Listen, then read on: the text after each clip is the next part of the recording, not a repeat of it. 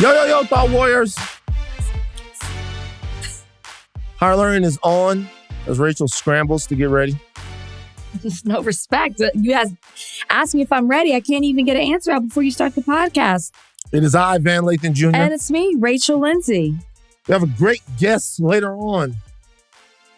Felicia Enuha from the Trill MBA podcast. She's here to teach Black women how to rise up in that corporate ladder. It's a good conversation we have with her. Yes. She's one of my gym friends. I met her at the gym. Do you have gym friends, Rachel? I'm not a part of a gym. Do you have workout buddies at all? Who you work out with when you work out? I just got a new trainer. His name's Cody. Shout out to Cody. Just started working out with him. So I guess that's my buddy. I have like yoga friends. Like people I'll go to yoga with. Pilates friends. Yeah, Pilates. I really like Forma. Certain things like that. What is that? It's like, it feels like private Pilates. I mean, it is max 4 people. Some 2 to 4 people can be in a class, and they're like specialized reformers that different from some of the other Pilates classes. The first time I had used one of those machines, I love it. It's an intense workout. Super intense. Yeah. And you go with your friends. Usually like Whitney. Whitney's the one who introduced me to it. Sports. So you do what Whitney says to do in terms of stuff like that. Whitney is a big wellness, like she's my wellness friend. So I usually go to Whitney when I'm like, if there's a new facial or massage, or have you heard of this product, or is this good? Like Whitney is my go-to friend for that. Is this Whitney Bischoff Angel? No. Which Whitney is this? Whitney Franzway? Yes. Whitney Franzway. Like this weekend, on Saturday this weekend, I was with Whitney in Malibu. What'd you guys do? Relaxed, talking, catching up. Whitney was eliminated in week 6 during the 2-on-1 day. What the fuck? They got rid of Whitney's ass. Why? I thought Whitney was going to go so far too. But that she was didn't. Shocking. I'm surprised that she didn't go further. She made What's that say about her? She made top 7. So that's pretty far.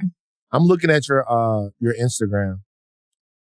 For as much as cool as y'all are, Whitney ain't never posted you. I'm only saying this because some people don't post their friends and stuff. I don't always post my I friends. don't post a lot of my family and all of that stuff. I was with Whitney on Saturday. Neither one of us posted. Before, I posted it before. And I see Whitney post this big ass cookie on December 26, 2022. Now you got me curious to go look. Whitney posted this big ass cookie, but I don't see you on this bitch nowhere. I'm gonna be real. And I wouldn't trip, but I see her other friends on here. Yeah, that's like her wellness clique group of friends. They travel together, they go on trips, they do all the things. Is she I'm like adjacent to those, even though one of the girls was there with me. Nigga, they've been everywhere. Mm-hmm. They've been skiing. Mm-hmm. 3 Ps in the pod. They've been to different places. Big cookies, holiday Chex Mix she made. You know what I'm saying? Why are you get off Whitney's page? I'm saying we're talking about Whitney. You brought it up, and now I'm saying a lot of these look like. But you're falling into that trap of if they don't post you, you're not really friends. I definitely don't think that because you don't ever post me, and like sometimes people don't post. But I'm just saying in this situation, you didn't catch what I did. What? You were a part of one of my ads. Kalika did. She goes, "Is that us on the wall?" I did an ad for QVC Rach was back a couple of weeks ago. I did an ad for Mixed Tiles about these framed photos that you can stick to the wall. And I framed the photo of us, all of the NAACP awards, looking so good. Mm-hmm. Framed it, put it up on our wall. Kalika said, "That's so nice." See, I do. Whitney is in this picture with Helen Owen, Alyssa Lynch, Sammy Clark, and Amanda Panda Page. And they look like they in white girl heaven. Helen was with us this weekend too. Who is Helen? Girl you named. Helen. She was with us this weekend. Helen Owen? Mm-hmm. Are all of these Bachelor people? No, only Whitney. Only Whitney. But Helen Owen got 1.5 million followers. Yeah, they're like, she and her now fiance, they just got engaged, are like those travel couples that you see. People pay them to go around the world and they take pictures and videos and they get all these. Well, you really don't, because I'm looking at your face. I don't like those couples, man. Why? Bro, I don't like those couples. Why? When we were going to Greece, I tried to research and look at those couples. Something off, man. Something off about those people. What do you mean? Give me more. So I would look at the videos, right? And there were like two different pockets of people. The one pocket of person was, this is how you go to a place for $35. Okay. And I appreciated them because it was really cheap as fuck. Yeah. It's like, I'm not going to Greece and staying. It's like, here's the thing. You'll see all, and it would be so funny. You'll see all of these hotels, and they're beautiful cliffside hotels, but you don't have to do that. If you're willing to drive an hour and 45 minutes, you can get to this place for $37 a night. Look at this. We were able to flick. Here, don't worry about that. You might have to flick a couple roaches. It's part of the local charm. And then those people I fucked with more. See the other people, the two fucking curated? They're like curated, amazing looking white people. I found this black couple that I thought was really cool. The amazing looking white people with no fucking fat on their body that are staying in the most expensive suites. It makes me not want to do whatever they're doing. I don't know why. Like, I'm going all around. Oh, this is how you stay in Emirates. We lay back, we're in Emirates. We're happy. We're so happy. So, like, stub your toe. So you don't like influencers? Not really. That's because that's what they are. They get hired to go to these places, take these amazing pictures, and make people want to have the experience that they're having. I think influencing should only be a job for Black people. I think white people keep going. I think white people have had too much luck in America to be able to have it be a job to fucking go to Santorini. You need a little bit more struggle than that. That should be a Black person's job. We should be able to have the jobs of going everywhere, living the lap of luxury and just chilling. I don't know why I didn't enjoy it. I will say, when it comes to influencing, me as a part-time influencer at times.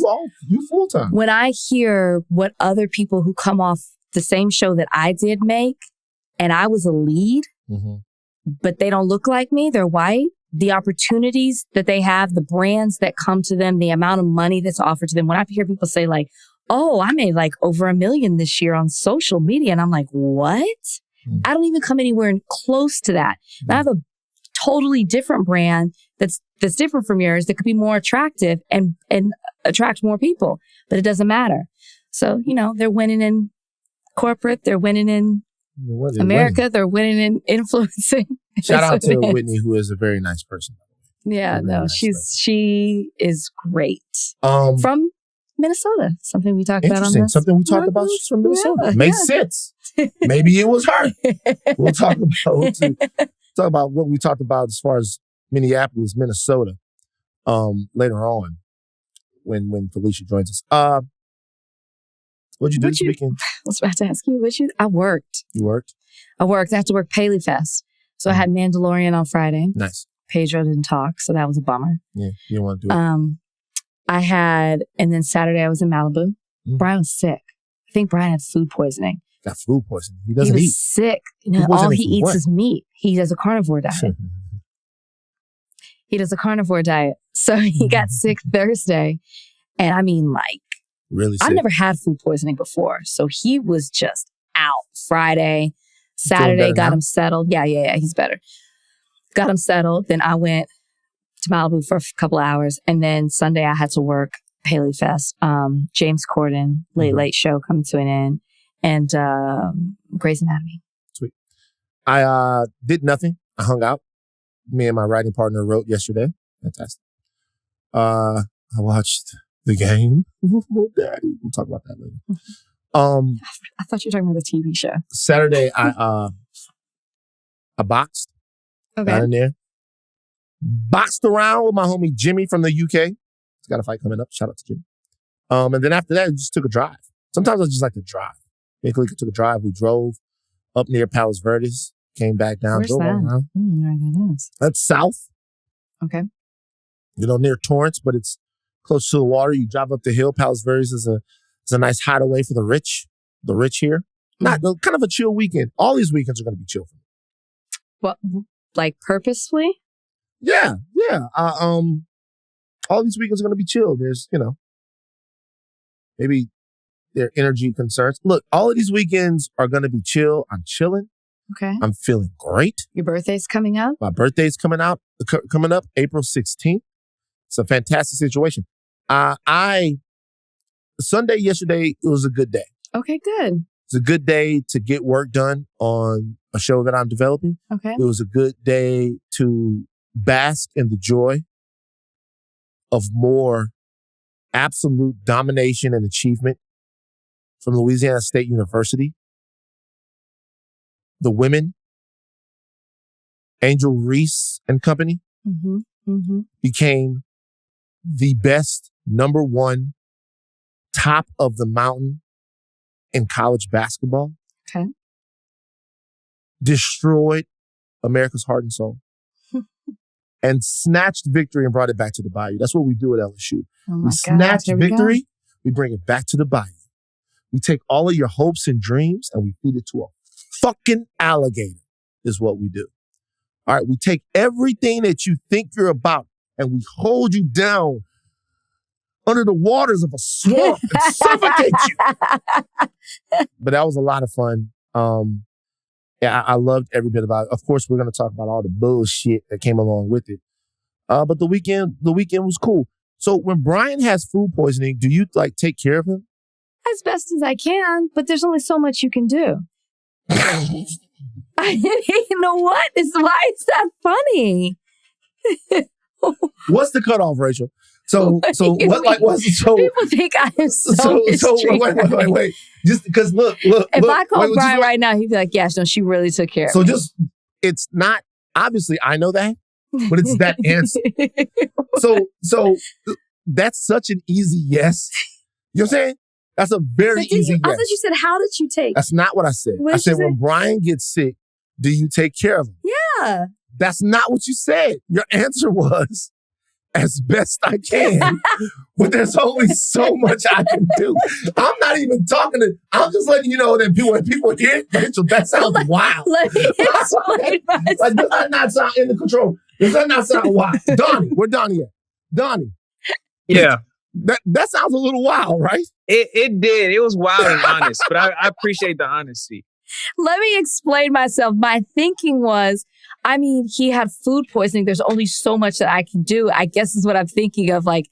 He's sick. I can't get in the way. All I can constantly do is say, "Are you okay? Do you need anything?" So that's what I kept saying. "Do you need anything? Can I bring you water?" So I ordered immediately water, Pedialyte, Gatorade, all the fluids. He couldn't keep anything down. I ordered him bone broth. So I would just constantly keep checking on. So you took care of him. Yeah, I did take care of him. You absolutely did. I did. But I guess I just feel bad because my mother-in-law calls me and she's like, "Brian's sick. Is he okay?" And I'm like, "Yeah, no, it was Saturday." So it's like, he's gaining his strength. He's standing outside. He's getting in the sun. I've ordered him soup. I've ordered him rice, some toast. I'm constantly checking in on him. She's like, "Okay, but you're not going anywhere today, are you?" And I was like, "Excuse me?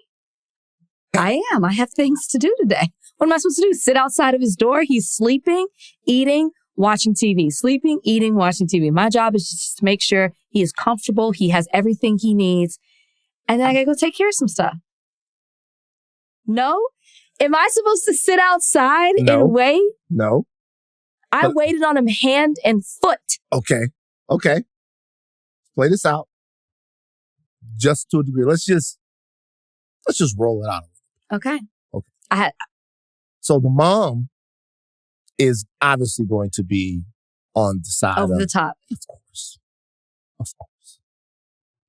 Where did you go on? So when was this? So he got sick Thursday night. I was at the GLAAD Awards. Okay. Loved being there to support as an ally. It was fantastic. When I'm on my way home, I'm checking in and he's like, "I'm sick." So that he got sick that night. Mm-hmm. Friday, I had to go to work. Mm-hmm. So I left him at home. Well, it's okay. Saturday is the day in question. But I made sure he was okay. Saturday, he was starting to move around and feeling better. Yeah, he was standing outside. He started to eat solid food. Right. He could hold stuff down. Okay. So I stayed with him till 2:00. And then I left for a few hours to get to Malibu, to be out and about in nature. Then I came home at like a few hours later. Okay. So I don't have any issue. Yeah, I don't either. There's no issue to have. I also didn't know that there was a sore spot between you and Mama Brian. Wait a minute. I didn't say sore spot. You felt played when she said that. Yeah, I was like, I go. My response was, I think I said, I'm sorry, what? I think I said that. Like, it just spewed out of me. Like, it was maybe a little bit disrespectful, but I was like, almost like I'm making sure I would never have left him. If he had been in the position he was Thursday night, you wouldn't have I would have never gone to Malibu. Because I would have been concerned because I kept saying, is it your right side? Like, because I know somebody who went to the hospital for appendicitis recently. I know somebody else who my sister's friend's husband passed away very recently from stomach pain. Like got rushed to the hospital, 29 years old. So that was on my mind. So if Brian had stayed like that for 24 hours, there's no way I would have left him. I wanted to keep an eye on him. Right. Saturday, he was on the up. So come up. When I asked the question, did you take care of him? We're getting to the point. Listen, because I agree with you. You did what you're supposed to do. When you take care of him, when you said, as best as I could, what am I supposed to do? You weren't really answering me. So you were answering Brian's mom.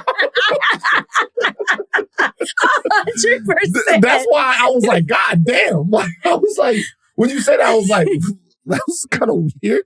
I was like, you said, yo, this ain't therapy right there. Yeah, he's like, exactly. That was you weren't answering. You weren't talking to me. You were talking to her. Yeah, I did as best as I could. What do you want me to do? I'm like, I'm sorry. It's exactly what that was. Because in that moment, she made me feel like I wasn't doing enough. And I was like, I am so here and making sure he's okay. I'm like all about him, making him better and and making sure he's good. His well-being is right. We love you. That is so exactly what my response. I got defensive. Like right away. And I was like, God damn. All right. Big deal of the day is reaction, overreaction, double standard. LSU wins the national championship in women's basketball. And the fucking internet blows up on the other side of this break. Okay, Rachel, did you watch the game? No, because I was working. Didn't see it. I was working. For those of you who don't know, Caitlyn Clark is a fantastic, inspirational, once-in-a-generation basketball player from Iowa. Mm-hmm. She's amazing. Mm-hmm. Okay. She plays the game in a way that they just don't have enough adjectives to describe. Like, she was able to capture the imagination of everyone who's watched her this year. There's not enough amazing things you can say about the way Caitlyn Clark plays. Iowa, which is a team that's pretty talented, but not nearly on the level of like a South Carolina.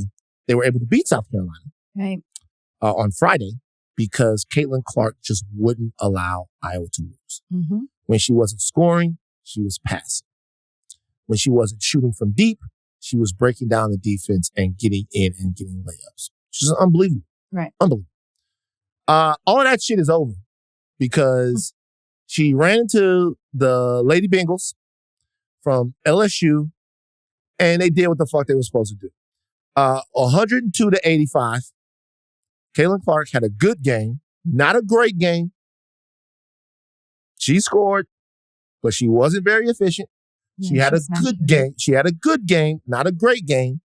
And LSU, a team that was on fire from deep and features one of college basketball's best players on the court, and I would argue the most important cultural figure in women's college basketball, Angel Reese, the Bayou Barbie. We won the game.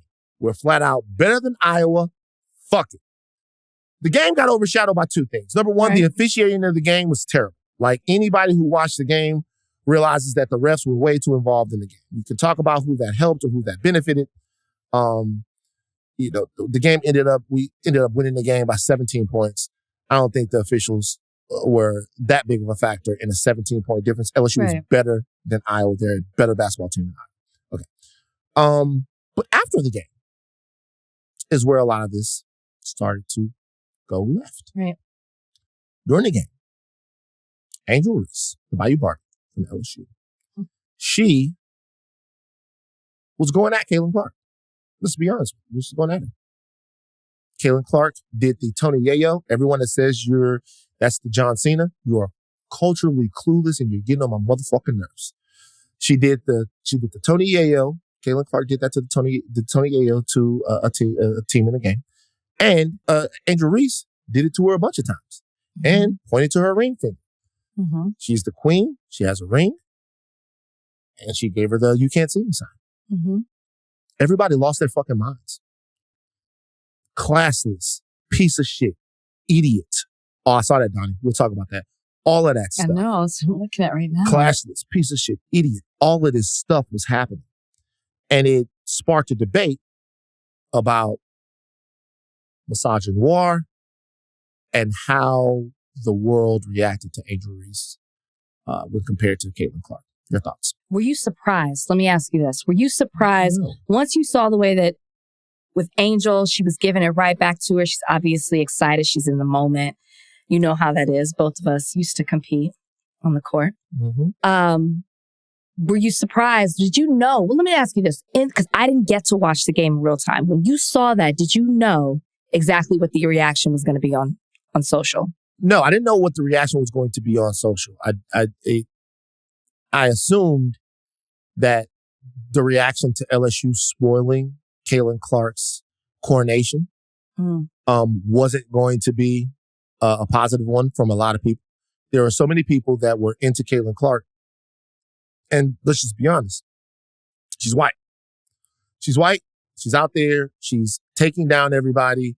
No one can guard her. South Carolina didn't have any answers for it. Right. And that's captivating in a different way for audiences than when Black athletes do it. That's just a fact. Mm-hmm. It is a fact, right? Mm-hmm.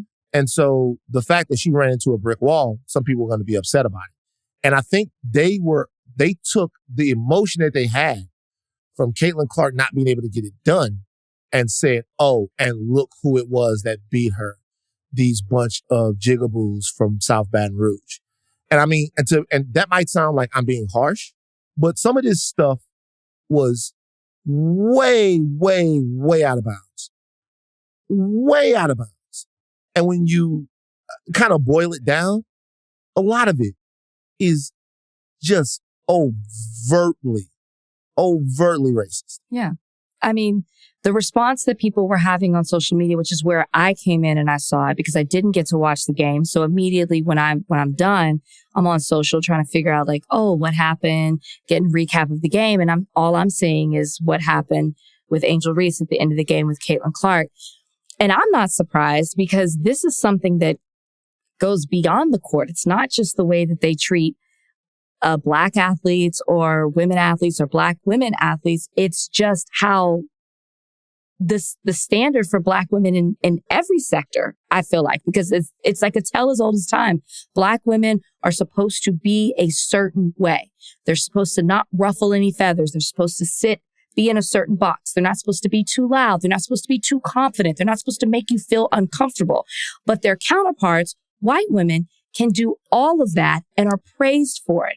I've talked about this before on the podcast of my own experience of being on The Bachelor and how when I said something, I was angry and negative and rude and this was the real me, but the opposite would do it and they were praised for it. They were empowering, confident, somebody you looked up to. They were a role model. The standard has never been the same. So I wasn't shocked by this by any means, but I've seen people talk about it both ways, Black versus white. I've seen people talk about it, men versus women. But what I hope comes out of all of this is a conversation and acting on that conversation of the way the media, social media portrays these women. There was the clip, and I think, Donnie, you have it, which you can play it on the way prior to this game of the perception of the conversation that was surrounding Caitlyn Clark as she was coming into this game. Donnie, can you play the clip? We love to see a good clapback, right? And no one does that better than Caitlyn Clark. I mean, just a couple of days ago in her game against Louisville, she basically told Hailey Van Lith, you're down 15 points. Shut up. We're going to go talk to some of her teammates to see what are some of their best Caitlyn clapbacks or best motivations. Let's find out. The last game when she was like, you can't see me. The fact that Caitlyn Clark was praised that way coming into this game, and then the moment that someone who doesn't look like her, who's a Black woman, taller than her, more taunting her, I would say in a better way, then all of a sudden it's negative. And I think that you hit the nail on the head when you talked about how this is overt in the way that people are responding to her. And the only difference is the way that they look. And it's a standard that, as I said, exists in other sectors of society, but it's just blatant here in the way that the media was handling it between Caitlyn and between Angel. And it's almost just exhausting too, as far as the way that everybody is playing this whole situation out, because I enjoy the rivalry. I enjoy the taunting. I enjoy the back and forth. I think it makes the game so much more exciting. And in so many other ways, we praise it, right? When guys do it on basketball, baseball, football, whatever sport it may be, we praise that. But then when it comes to women, they're supposed to act a certain way. And then when it comes to Black women, you're held to an even higher standard to act a certain way. And the fact that they can't just play the game, and this has become such a bigger deal. One, it is highlighting a conversation that we need to continue to talk about, so hopefully things can change. But it just also shows you how unfairly Black women in particular are treated as far as athletes and just in general with society. Well said. I'm going to get into one person's very specific reaction to this, and we're going to stay on this for a while. But before I get to that, I do want to hear from Angel Reese so that she can have her say. Donnie, play Angel Reese addressing what she did on the court. I'm happy. I mean, all year I was critiqued about who I was. The narrative, I don't fit the narrative. I don't fit in the box that y'all want me to be in. I'm too hood, I'm too ghetto. Y'all told me that all year. But when other people do it, y'all don't say nothing. So this was for the girls that look like me, that's going to speak up on what they believe in. It's unapologetically you. And that's what I did it for tonight. This was for it was just bigger than me tonight. It was bigger than me. Twitter is going to go in a rage every time. And I mean, I'm happy. I feel like I've helped grow women's basketball this year. I'm super happy and excited. So I'm looking forward to celebrating in the next season. Let's talk about a couple of things that are here that I think are interesting. Mm-hmm. Number one, there is a sort of uprising of the saucy, spicy, white female athlete in college basketball. It's not just Caitlyn Clark. It's also Hailey Van Lith from Louisville. And people love it. Is there a rise in it? I mean, when I say a rise, I mean, I've heard about those two players and their demeanor more than I've heard about players like this in the past. I've heard about their demeanor. Like Hailey Van Lith is like she was mentored by Kobe. She plays like Kobe. Like the fact that she didn't make the All-American team, she was honorable mention All-American. They asked her to get a good clip, a good soundbite from her from it. Caitlyn Clark plays in a very swagged out, braggadocio way, and everybody loves it, right? I guess I'm thinking of like Diana Taurasi. All of those players are the same. Like the Diana Taurasi has been around doing this, and that's my generation's, yeah. Yeah. First of all, I think it's interesting that these women are cosplaying Black culture anyway, right? If we look at like what's going on, Hailey Van Lith is doing her best Kobe impression. That's fine. That was one of her mentors. When you see Caitlyn Clark, she is literally doing the Tony Yayo, whatever. People think that that's a John Cena thing. John Cena got that from Tony Yayo, right? I bet she doesn't know that. What I'm saying is the way basketball culture is consumed and the players that they want to be like, they are representing and emulating Black culture and the way Black people act and the way we play basketball. And the way we play basketball where I'm from is I'm going to bust your ass and then I'm going to tell you that I'm busting your ass. It's gravy when the game stops. Maybe. Sometimes. Not all the time. Mm-hmm. And just as I'm busting your ass, I'm going to tell you that I'm busting your ass. I'm also, when you get a shot off, hey, that's a good one. I remember watching Ja against Luka. Ja is on Luka. He's in Luka's face. Luka steps left, steps right, turn around, fall back jumper, scores. Ja says, tough bucket, boy. Tough bucket, but I'm going to be there all night. Tough bucket. They going to talk. They're going to talk sometimes when you get a bucket on them. There's going to be a talk. And by the way, if you came to the bottom and we were playing basketball or football or whatever, and that game gets won, it's going to be like, yeah, good game, good game. Take that shit back across town. Good game, good game, good game. Yeah. Y'all thought y'all had to take that shit back across town. That's the way that it goes. Sure. So there's two things happening right here. Number one, America they have a tolerance for how much black they want. They always want diet black. Always. And whether diet black is in a black person that is watered down, or whether diet black is from a white person who is emulating black people, America always wants diet black, right? And in this case, Caitlyn Clark is diet black, and Angel Reese is black with all the calories, okay? That's a black woman. Mm-hmm. So this kind of gets back to a conversation that we would have about allies. I'm going to talk about Keith Olbermann in a second. Mm-hmm. I want people to know, and shout out to my brother Jabril for putting me on this in this very way.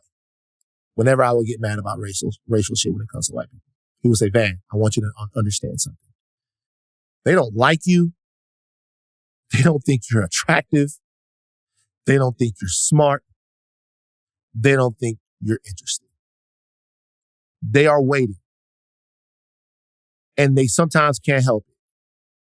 All of these people that were mad about Angel Reese versus Caitlyn Clark, they weren't making that up. They were really mad. Yeah.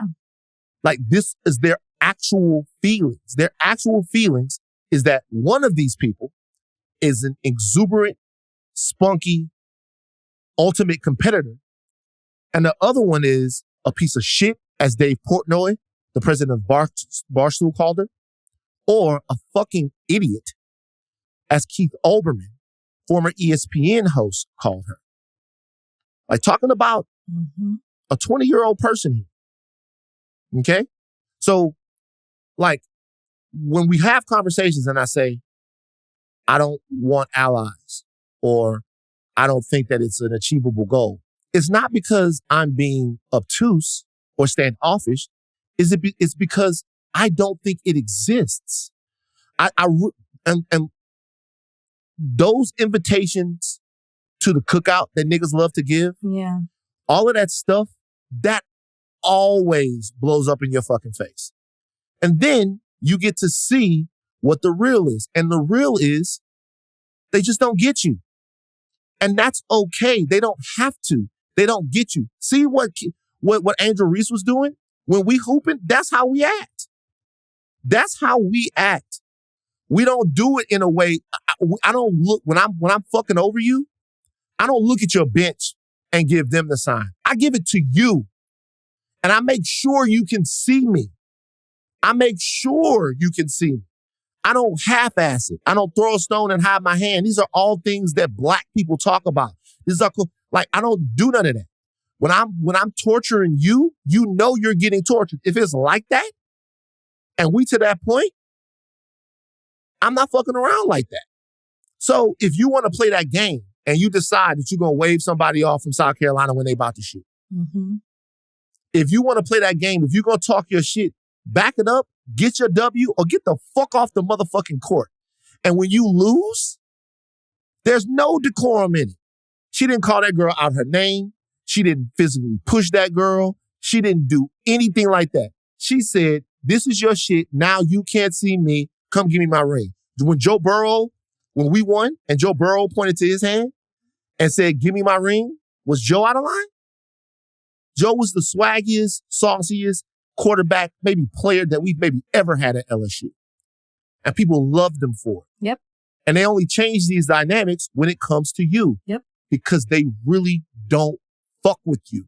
The best thing you can do is have, like, for me, is try to understand each other. Just make the effort to try. But all it is, like, you're one of the good people, from men to women. It's not, I'm going to always disappoint black women.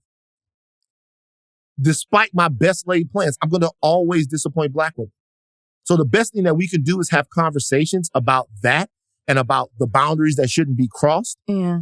But handing out invitations to cookouts and, oh, this is my ally, that's what happens. And then you don't get posted on Instagram. Well, this is what I will say. One, Caitlyn Clark. You missed it.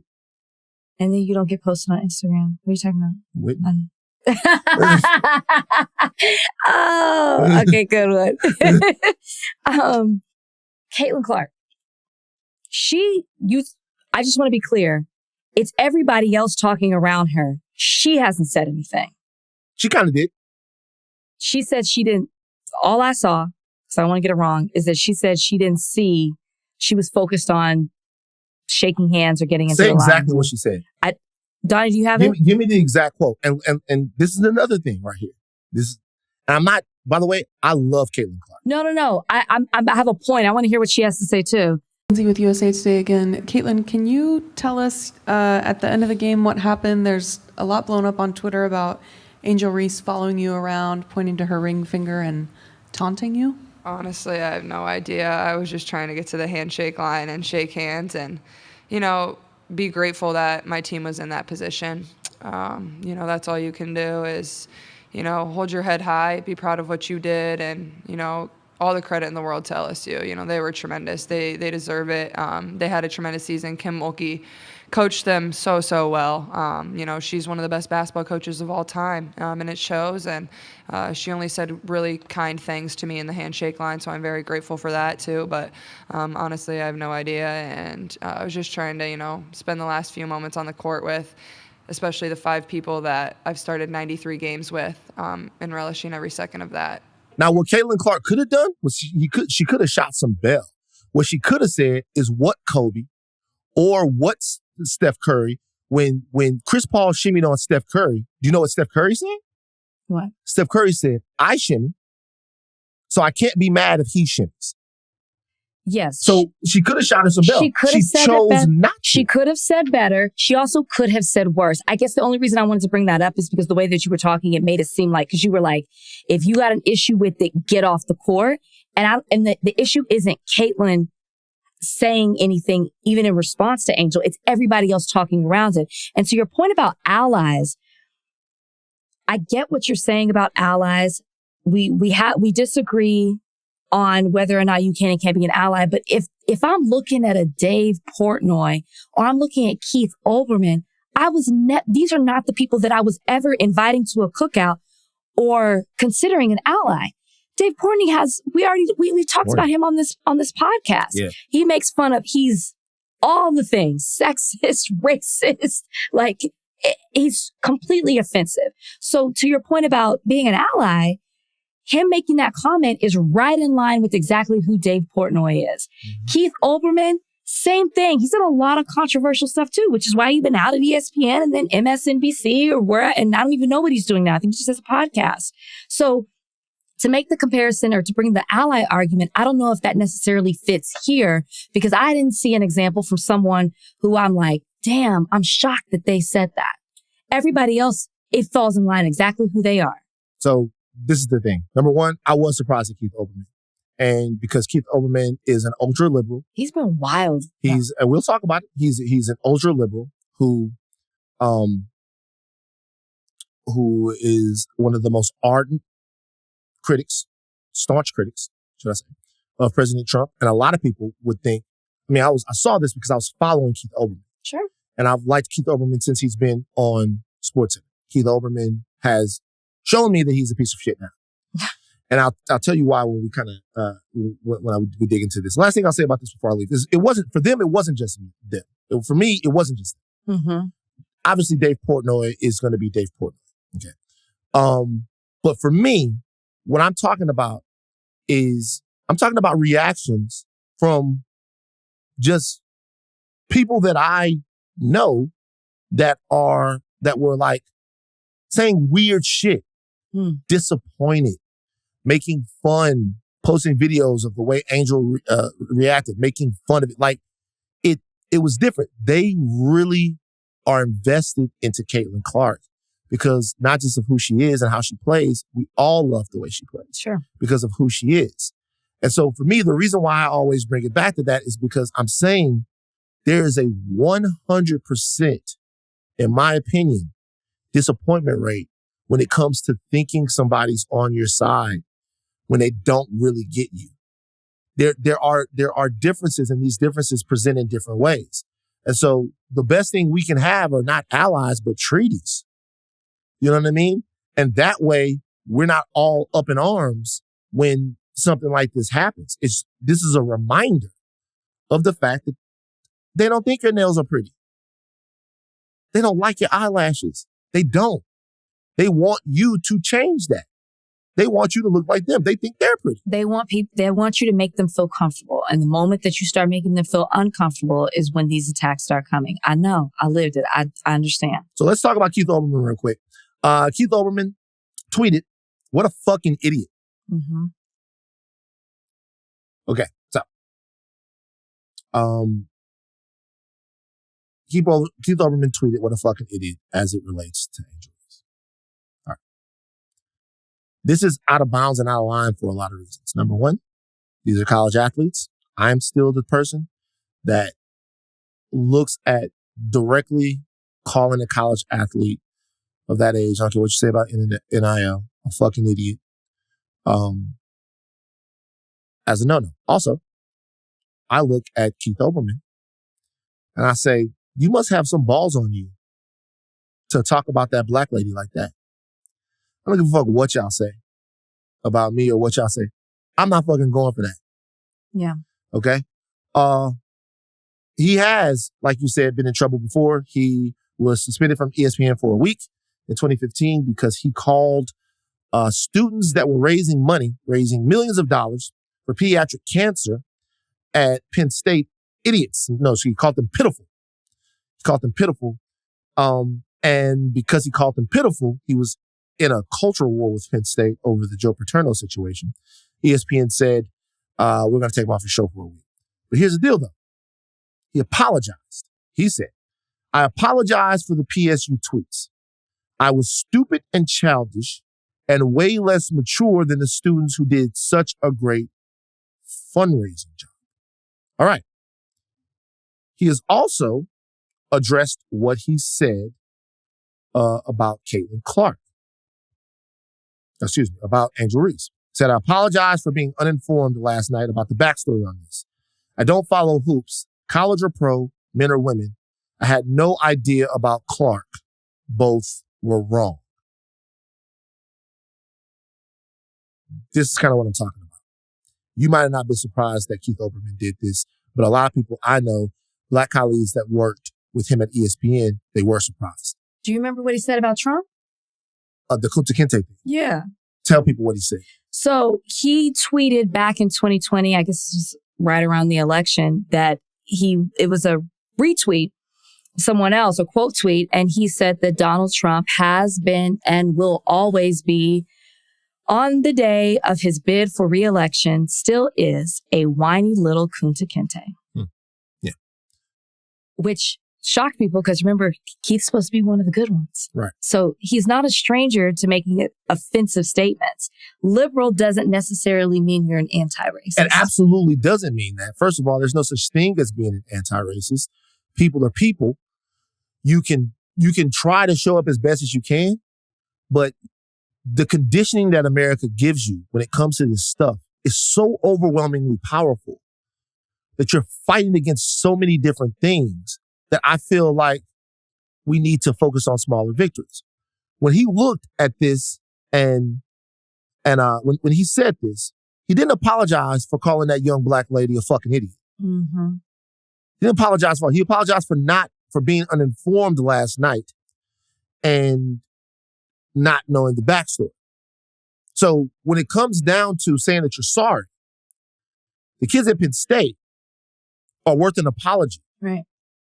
And they're worth an admission that you were being childish, which obviously cursing a college athlete out on Twitter is. Mm-hmm. But Angel Reese is not worthy of that. Not only that, but I want to make sure people know, he doubled down on his podcast. Donnie, give me that audio. Scored 40 points and had triple-double and made a wrestling gesture towards her opponents, meaning you can't see me. Last night, Reese and LSU beat Clark and Iowa for the national title 102-85, and Reese made the same gesture to Clark and added another one indicating she was getting the championship ring. Reese was named MVP of the tournament, and I'm not sure anybody will remember that, nor the fact that LSU won the title, just the fact that women's hoops has now achieved parity with the men. Its stars can also be classless winners who are willing to overshadow their own team's ultimate victories. This motherfucker is out of line. I'm not shocked by it. I'm just not. I guess I don't expect much from Keith Olbermann. I'm not saying it's okay. I think it highlights that some people are just so comfortable talking in such a disrespectful way to Black people and don't think anything of it. Would never fix their mouth to say that about any other person. And I guess to make it worse, you didn't have context. So you're telling me all you saw was a video of a girl waving her hand in front of her face and pointing to her hand, and you had no context, and for that, you said that's a fucking idiot? Yeah, what the... It's even worse to me that you did Absolutely. it with no context. Right. That you had no clue what was going on. You just saw that Black woman who was taller than Black, a woman to a smaller white girl. Woman. These people don't love y'all. Y'all want them to love y'all. I'm telling you. It's not, don't y'all me. Y'all want them to love y'all, man. I'm telling you, y'all want. If we're looking at Dave and Keith. It's not about Dave and Keith. Y'all want them to love y'all. Y'all want them to love y'all. It's not about that. It's not you. There's a thing to where, and we're going to talk about this a little bit when we talk about Felicia. And Felicia makes some amazing points, and she's an amazing Black woman, but we still want the acceptance of white America. Part of even my reaction, if I'm being honest, to all of this, is that white America refuses to accept, parts of white America refuses to accept who Angel Reese is. True. Like, part of white America refuses to accept Angel Reese, and not just her, but the entire LSU women's basketball team. Like, this was, like Uncle Luke said, this was UNLV versus Duke. If you look at this, the fact that I know that there's this deep sense of inequity that exists. That's what the thing is. That I want her to be understood. I want her to be accepted. I want it to be okay to be Angel Reese. And in my soul, I know that for a lot of people, it's not. And it wouldn't have mattered what the fuck she had done. True. Like the women from South Carolina just go out there and play, and they get called, according to Coach Don Staley, thugs and bar fighters and all of that, just from the way they actually play the game. Well, Iowa coach said it was like a bar fight. Iowa coach said it was like a bar fight, yeah. Right? Just for the way that they play the game. Right. So when I see all of this, that's why last night I was in hog heaven. I loved the tears. Fucking cry. Your cup was full. Oh my God. My cup was full.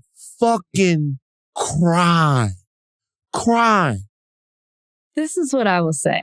We do not agree on the ally stuff, but what I would hope people stop doing, and that goes from the clip that Donnie played earlier of the way they did a whole package on Caitlyn Clark being the clapback queen. First off, what the examples they were giving, that's not even the definition of a clapback. That's not even what clapbacking is. But the bar is so low that she can just do a little bit and it's praise. That is what I will agree with you that we have to stop doing. When people dance a certain way, when they white people dress a certain way, talk a certain way, dance a certain way, play basketball a certain way. We can't automatically praise them and like say that, as if they're one of us. We have to gatekeep when it comes to that. And I think we do that too often. We're so quick to praise them for just a little bit of things that they do there are things that they do that aren't walking the straight line. We have to let go of that. I'm not going to go as far as the ally thing, but I will say we got to stop doing that. We got to let it go. So before we move on to the ridiculous thing that Joe Biden just said, just fucking, okay. I want to give you guys an example of something. I read this on Outkick. Oh, what you doing over there? Man, I love Outkick. No. Outkick was talking about Caitlyn Clark. Who wrote the article? I can't remember. Outkick was talking about Caitlyn Clark. Actually, I can tell you right now. It's by Mike Gunzelman. Okay. Mike Gunzelman over there at Outkick. Excerpt is this. This article is about people's reaction, or what he might think people's reaction would be to Caitlyn Clark disrespecting the South Carolina three-point shooter, who actually came along in the second half and made some threes. Mm-hmm. She made some threes. Shout out to her. By waving her off and saying whatever. Now, when you're on the basketball court, it's not that big of a deal. No, not at all. And it's not that big of a deal because it's like, I'll say all kinds of shit. If you can't shoot, I'll be like, he with us. You know what I mean? I'm right there. He with us. He with us. Hey, lead that. I'm trying to make you shoot the ball because I know that you can't shoot. Every single every single basketball player knows that. When we're kids, self-check. Like you don't even have to do nothing. You want them to shoot. You're trying to get somebody out of their game. This is what they wrote about this. But the bottom line is this isn't a recreational basketball league. This isn't elementary school. This is the damn Final Four. Caitlyn and the rest of the women have been working their whole entire life for this. Sure, it's a cold move. And I'm sure there will be phony outrage by the holier-than-thou in sports media to make her apologize. But what for? This is sports, one of the highest competitive levels of women's basketball. Hell, more people care about the NCAA women's tournament than the actual WNBA. Do you think Michael Jordan would apologize if he did something like that? What about Kobe Bryant? Hell no.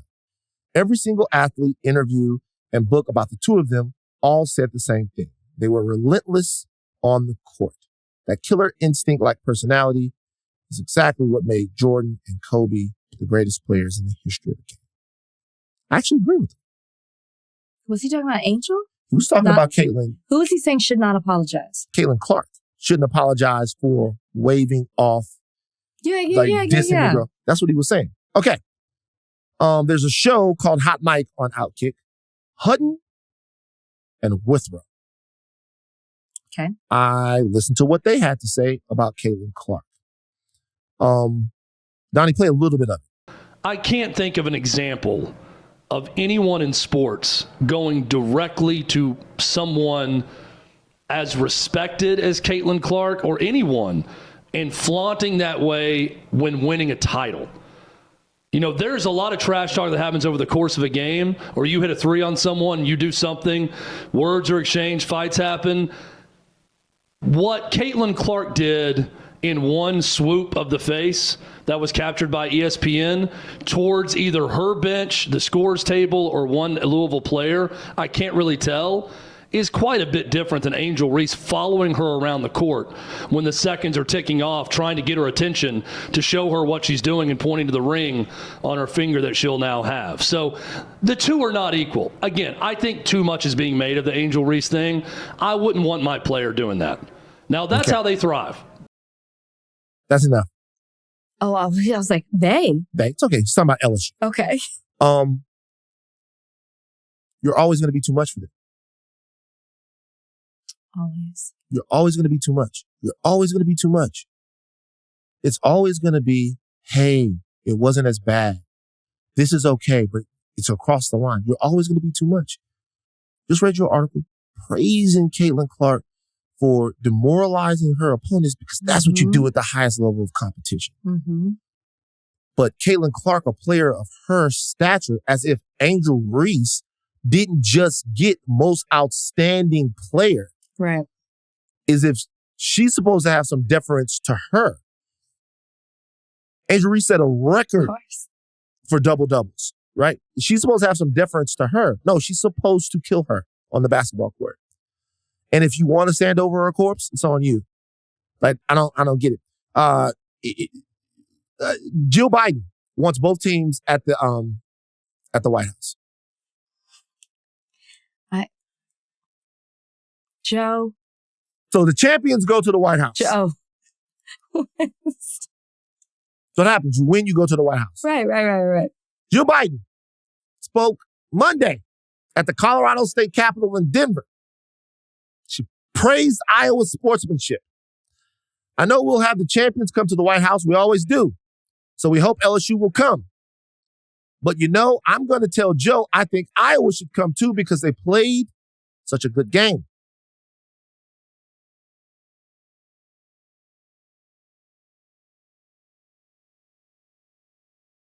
It's not going to happen. It's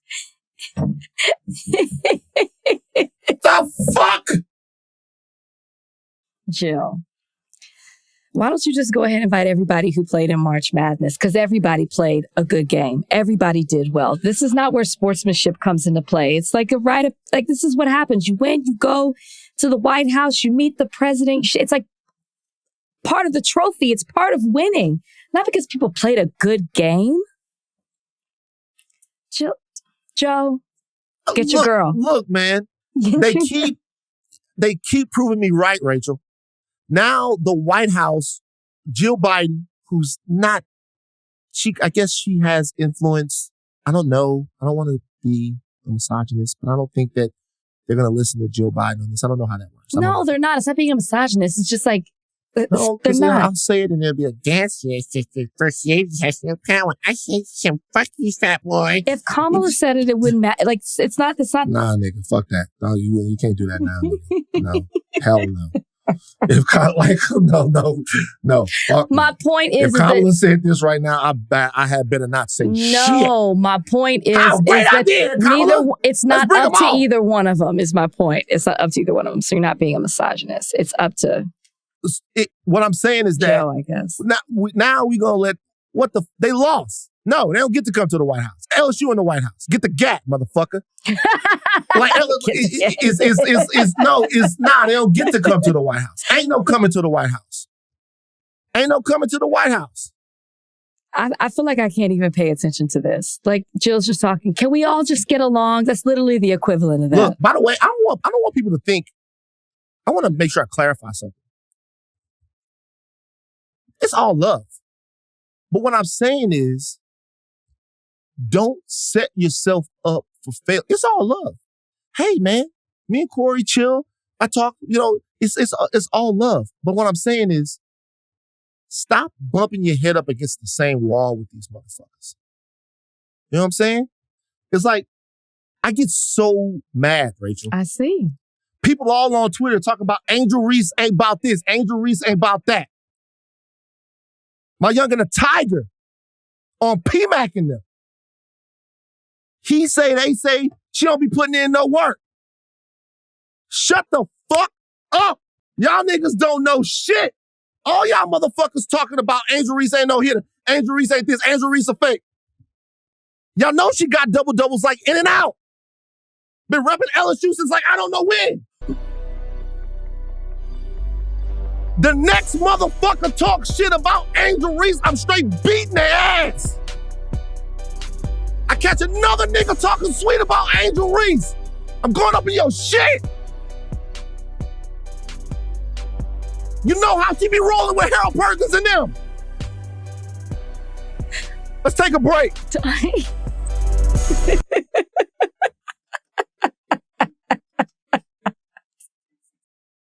It has come out, and a lot of people have been wanting me to respond to this, that the Bachelor creator, Mike Fleiss, he's a part of the franchise after. Well, first, it was announced that he was leaving the franchise, all right? He put out a statement. His contract was up. And it seems that he was turning over, giving the reins over to other people who had been a part of the organization. And he was going to let them take the lead, almost as if it was time for him to move on. It was a very nice statement.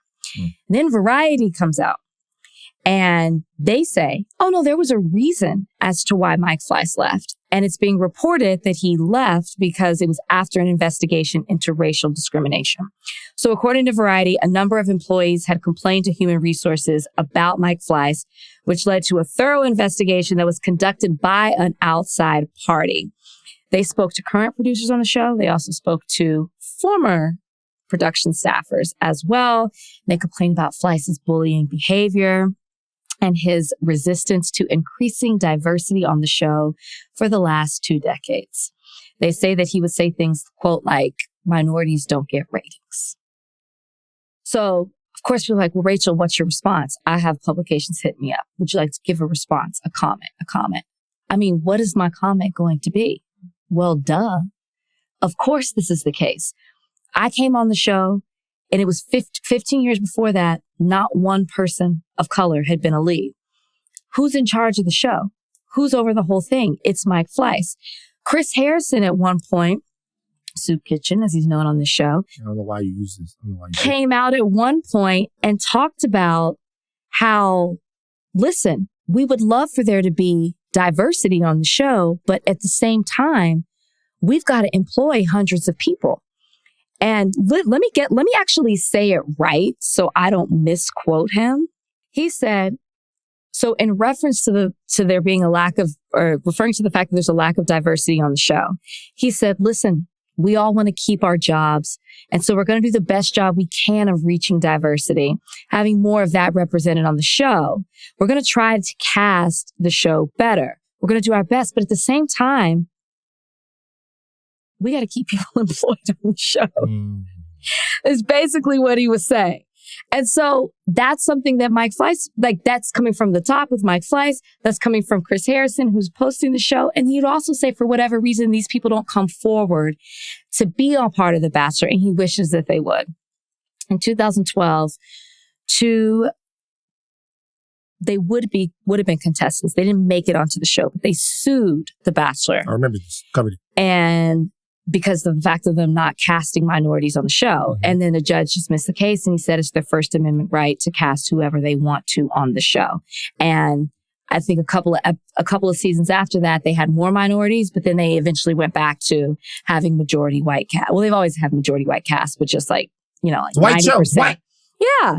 So like, this is the least surprising news. Of course, if you're looking at a show for 15 years, they had a diversity issue and never made any effort to increase diversity on the show. And then when they talked about the lack of diversity, they blamed it on the fact that minorities didn't feel comfortable coming on the show, or the fact that they had to keep people employed on the show. And if they had minorities wouldn't get ratings and people wouldn't watch the show and they would lose their advertisers. That's what Chris Harrison goes on to say. This is prior to all the other shit that happened when he got the name Soup Kitchen. So, I mean, what do people want me to say? Of course. What's his face? You just that was you went back to what is am I supposed to be shocked? Do you know Mike Fleiss? Have you ever met him personally? I have met, and here's the thing. I never had a bad experience with Mike Fleiss. Ooh. Would I consider Mike Fleiss an ally? No. Yeah, I'm not over here inviting him to the picnic because I was the shiny token for them. I can remember my audition or the lack thereof. They handed it to me. There was nobody else who was going to even be considered for Bachelorette unless I said no. It was Rachel checks all our boxes. If we're going to step out for the first time and have a diverse lead with a diverse cast, then we got to have somebody who makes them feel comfortable. Comfortability is very, which I did because I checked those boxes for them. Until I didn't. Then you gotta get the fuck out. Until I didn't, and then I became a problem within the franchise. So he was never going to. Matter of fact, he actually spoke out when my ratings were lower than the season before. He said, "Well, that's due to our Trumpish audience." Right. So he was saying things that were pro me. He supported me publicly. I've gone to lunch with him and his wife at the time, and all of that because I was their token. Do you support Mike Fleiss? In what way? I mean, you have a good relationship with Mike Fleiss. I had a relationship with Mike Fleiss. Would you go to bat for Mike Fleiss? I don't know anything about I would have done it right now. Yeah. I'm not going to go to bat for Mike Fleiss. I had a working relationship with Mike Fleiss. I had a working relationship with Soup Kitchen. Mm-hmm. You know, like we come from the same world at some point. So I can be polite. I can be politically correct. But of all the people that you worked with on The Bachelor, in terms of the people who are decision makers there, are there any people there that you would categorize as allies? The people who are on the executive level? Yeah. No. There might be one. But the reason I'm going to hesitate is because the excuse used to be, well, you didn't have the power to do it because of who was at the top. Like, we try to do this, we put this out there, but we can only do so much. Now you have the power. So we'll see what you do. So producers complained about Fleiss and his bullying behavior. Mm-hmm. Mm-hmm. I don't know anything about Mike Fleiss, and I'm not trying to, but like, shouldn't they have known that Mike Fleiss could be like a behavioral issue? They knew. It's like the worst kept secret. But shouldn't they have known, being that he was criminally charged for harassing David Charvet and Brooke Burke? And in 2019, Fleiss's wife, who was probably the wife that you're talking about, alleged that he physically assaulted her when she was pregnant and demanded that she get an abortion. 2 weeks later, after the criminal investigation came, she dropped the assault charges and received a $10 million settlement. Now, this is what I'm saying. I am not litigating Mike Fleiss's life. Sure. I'm going back to the fact that Mike Fleiss, as a powerful, white, problematic man, had been doing shit. Yeah. And part of the reason why he probably was able to stay there for so long is because these guys hold specific weight. And the system, we're going to talk to Felicia about this, protects them. Well, and it comes down to money. It was a money-making show. It has a steady, huge following. He was continuing to make money. There's this cult following. There's a whole day of the week that's taken over with The Bachelor. The only reason that I got to come in, and nobody was forcing him to make any change, not the network that was showing it, not Warner Brothers that bought the show. Nobody was forcing him to make any changes to increase diversity or to have more of an inclusive show. It wasn't until Channing Dungey came in, a Black woman who became over ABC Entertainment, who demanded at upfronts that they would have a diverse league. Yeah. Then came Rachel. I got it because a Black woman said, no, this is what you will do. Someone held them accountable. Yeah, she and I posted together at the Hollywood, in the Hollywood Reporter. She was named one of top, I think they do a top 100 influential or top 50. And she asked me to be in her photograph with her. Wow. She's great. She's still at Warner Brothers. Are you still tapped in with batch action? I know there's a Black Bachelorette. Do you think that this will make any change in terms of the way things are going with the batch? It seems that this guy held a lot of weight and had some bad ideas. Now that he's gone, do you see batch being maybe take the shackles off? Ooh, bad. So that they can do you see anything changing? No. What would have to change? Last question for me. For the batch to become inclusive land of equal opportunity and equal exposure, what would have to change in batch culture? The audience. It's the audience, right? Because it's the audience, I guess, who watches the show. It's the audience who expects a particular type of product, their leads to look a certain way. And that's why they keep giving it to them in a certain way. I think the audience has to change for it to be any different. I don't see it changing. They only know what they know how to do. The same people with power. They just now have a higher role. It's the same people. They've been doing this for 20 years at this point. Nothing's going to change. This is all they know how to do. And I think they're too afraid to do it any other way or too lazy. So that's done. I'm not shocked. I'm not surprised, guys. Wow. Least shocking news. We're going to do one more thing here. I want people to know something. Where I come from, there's a problem. And we're going to get to Felicia after this. Where I come from, there's a problem. Louisiana is a beautiful state. It's a state that has a troubled history in almost everywhere. Has a troubled history as far as race relations. Has a troubled history as far as economics are concerned. Has a troubled history so many ways. But it's also a really unique place. It's a really unique place. It's home. It's a place where the people look unique. They speak in a very unique way. You can't tell what the influences are sometimes in Louisiana, whether it's Spanish, whether it's French, whether it's Haitian. You go to different places and you feel like you're in two completely different countries sometimes. You get to certain places. You get down there below a certain point and you don't feel like you're on Earth. Like you get to a certain point, like you get down near about to cut off and down near there where people talk a certain way, they have a certain accent. The water is brackish, meaning in some of these places it's part fresh water, part salt water. The wildlife is different. It's like a really special, unique place. And everybody feels that way about their home state, but I really do feel that way about mine. But we're sick. Like we're sick for a lot of reasons. Like we're like, the mortality rate, infant mortality rate is high. The life expectancy is not that great. But we get cancer. There's a part of Louisiana corridor known as Cancer Alley. And citizens are trying to do something about this. And I want to make sure that they have some light shown on it.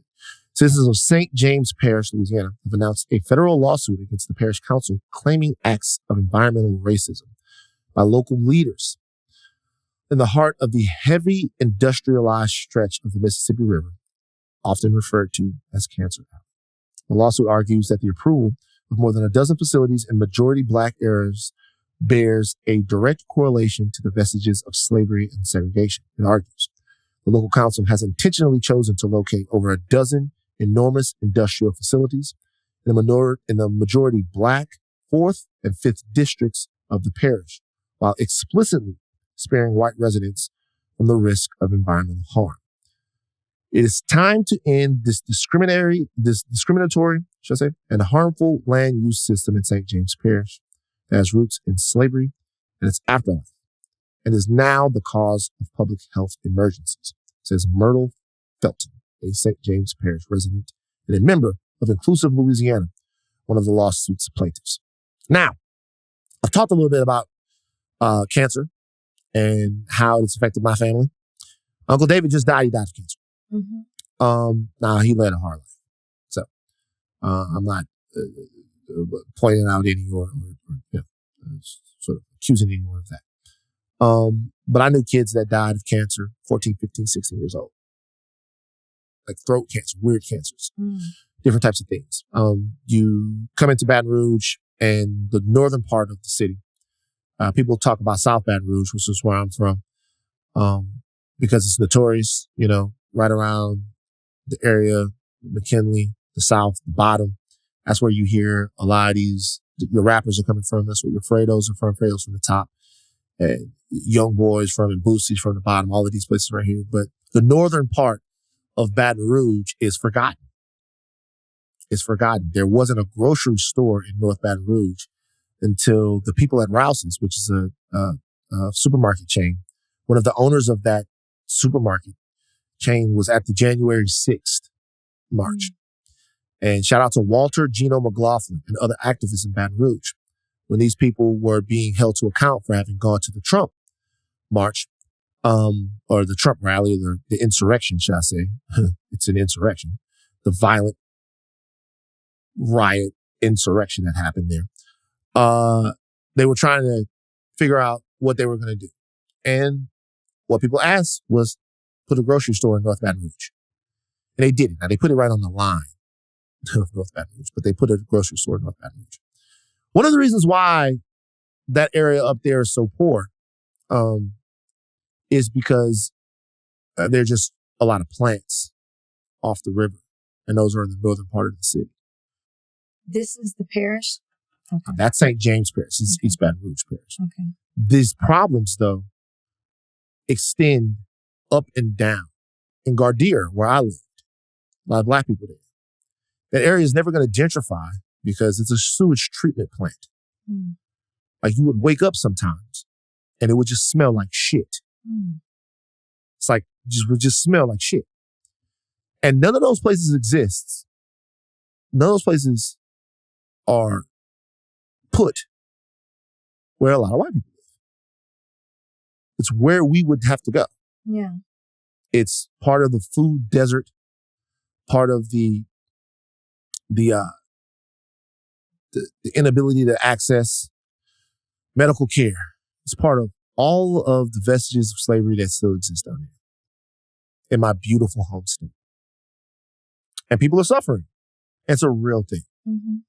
It's a real thing. And they're actual lives. People coughing. And remember, they don't have any money. So when they get cancer, they have to rely on the city or the state to help take care of them. And those hospitals are overrun and those facilities are bad. So I want to shout out somebody who's doing this work. Number one, I want to make sure that I shout out Inclusive Louisiana, who's one of the lawsuits plaintiffs. I would love to have somebody representing St. James Parish, which is not East Baton Rouge Parish, but right in the throes of Cancer Alley.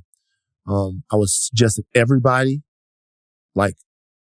research and understand what Cancer Alley is and the people that are suffering down there and giving their lives to industry. But there is a woman named Dr. Beverly Wright. And she is over the Deep South Center for Environmental Justice. Okay, this was founded by her in 1992 in collaboration with some community environmental groups.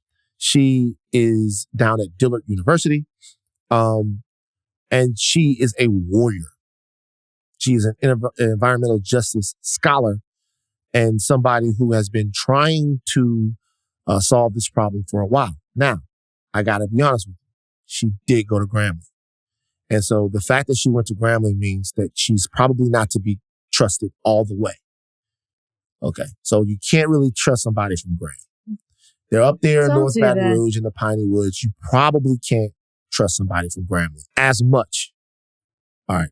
This is where my people are from. I'm just saying, you can't trust anybody from Grambling. All right. But people like her that are addressing these problems, they need visibility, they need our help, and they need our aid. If you're going to be an ally to somebody, be an ally to me. Be an ally to Beverly Wright. Be an ally to Black Millennials from Flint.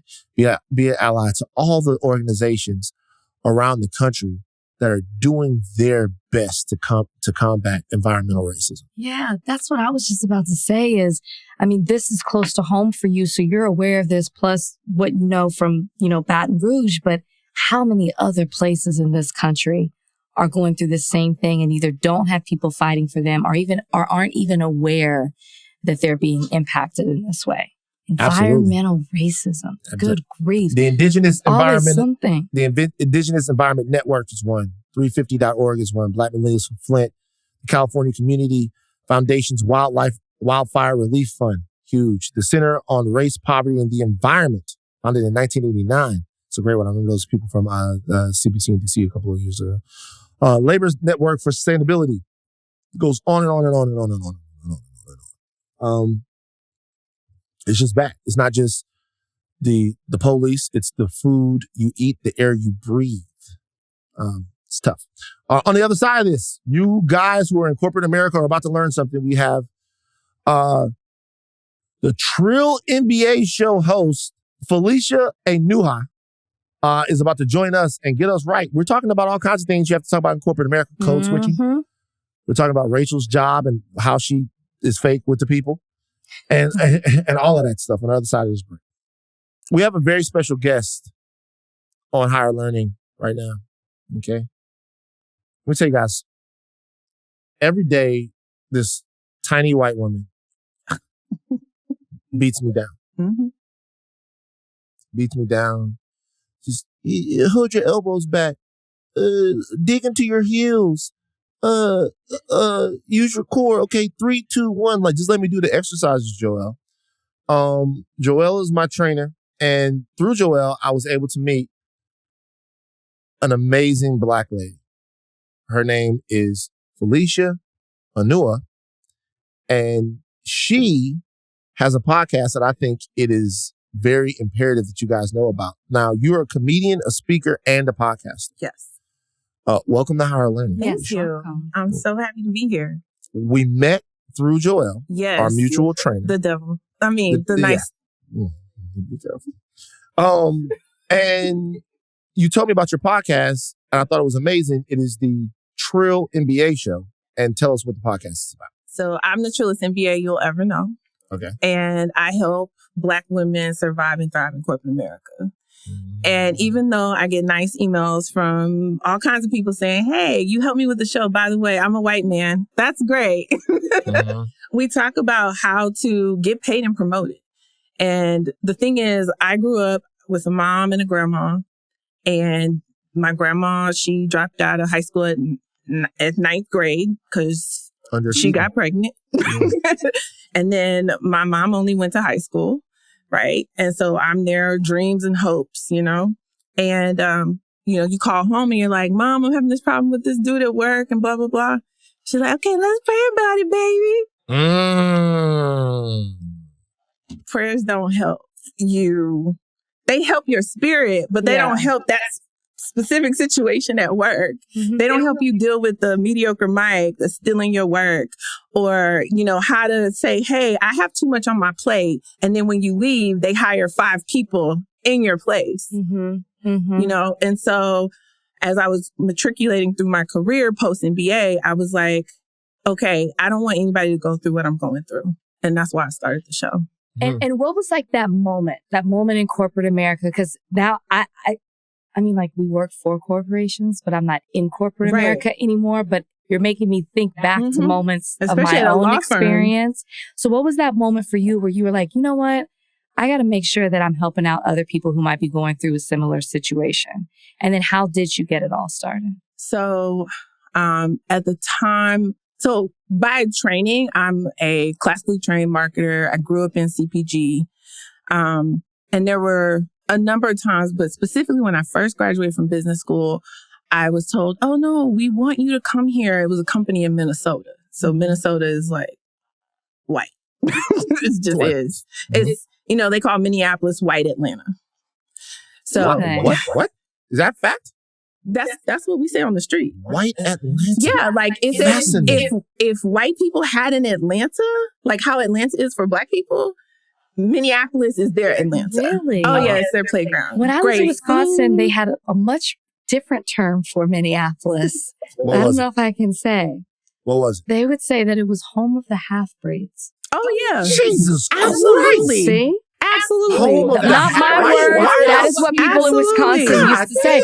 And I was like, that's interesting. It's home of, because there's so many, because it's a lot of interracial. Yes. Okay. Because companies will recruit us there.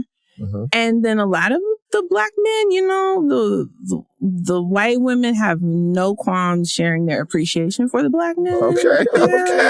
Okay. If you like the Snow Bunnies, there's the land for you. Wow. Like, I remember Omega had their conclave there one year when I was working there. And what happened to my brothers? They got costed. They weren't ready.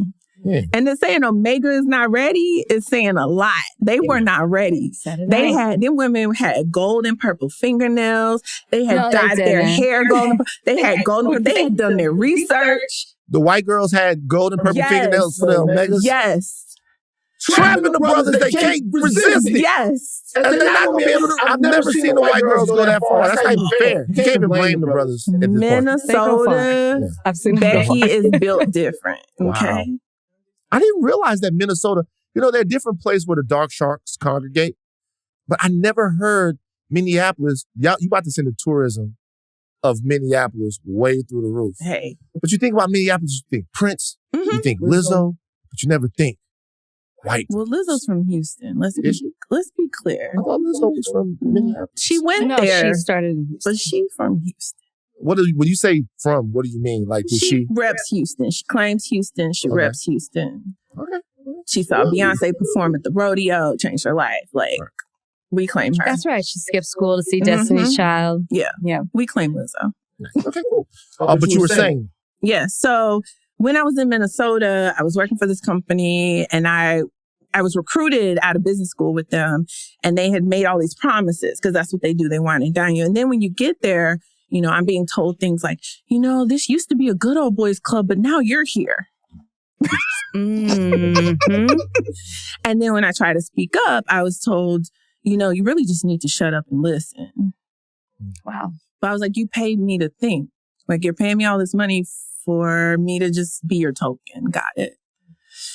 And so just those type of experiences and not knowing how to handle it, being overly emotional about it, you know, not focused on my money, trying to change them, when in actuality, I needed to focus on how to survive in those situations because you're not going to change them. Yeah. Not the way you would think. If there was a toolkit that you could make, an intellectual toolkit for Black women in corporate America, what would that toolkit consist of? 3 things. Okay. Number 1, how to build relationships as a Black woman in corporate. Mm-hmm. Number 2, how to understand and really deeply understand your company's culture. Mm-hmm. And then number 3, how to keep your emotions in check. And that's the hardest one because they say, you know, business is impersonal. But this is how I pay my rent and eat. And that's personal to me. Mm-hmm. And so it's understanding how to stay even keel and how to stay focused on the chessboard. And so those are the 3 things I would build with the kit. But like most Black women, we're taught just outwork them. I don't know how many times you heard that. We're just going to work hard. We're going to outwork them.